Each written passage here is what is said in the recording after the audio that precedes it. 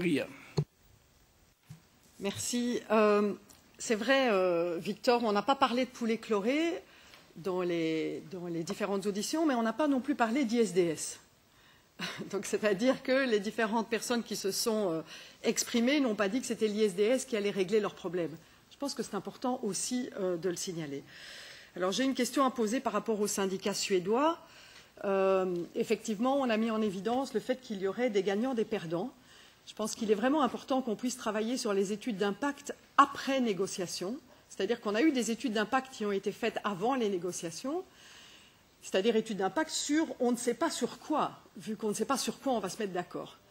Il serait intéressant de pouvoir avoir des études d'impact avant que nous puissions voter et qui ne soient pas des études d'impact macro, c'est-à-dire des études d'impact par région, par secteur, par type d'emploi concerné, qui gagne, qui perd, parce que je ne pense pas qu'il va suffire d'alimenter le Fonds européen à la mondialisation pour venir en aide aux travailleurs qui vont perdre leur emploi. N'oublions pas que le Fonds européen de la mondialisation, c'est 150 millions aujourd'hui. Et avec ces 150 millions, on n'arrive pas à rencontrer tous les objectifs des effets désastreux aujourd'hui sur un certain nombre de secteurs.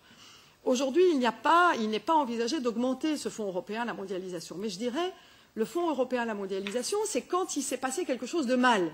C'est-à-dire qu'on vient un peu mettre un pansement là où on peut mettre un pansement.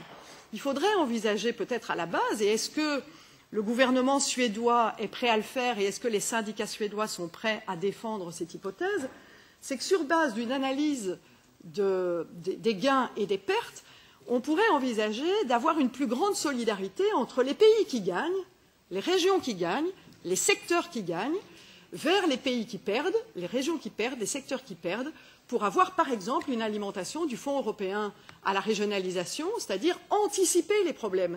Non pas les soigner tant bien que mal, mais les anticiper, c'est de dire s'il y a un secteur qui est visé particulièrement par la mondialisation, eh bien comment on prépare ce secteur à une alternative, comment on prépare ces travailleurs à une alternative. Ça veut dire qu'il faudra des moyens.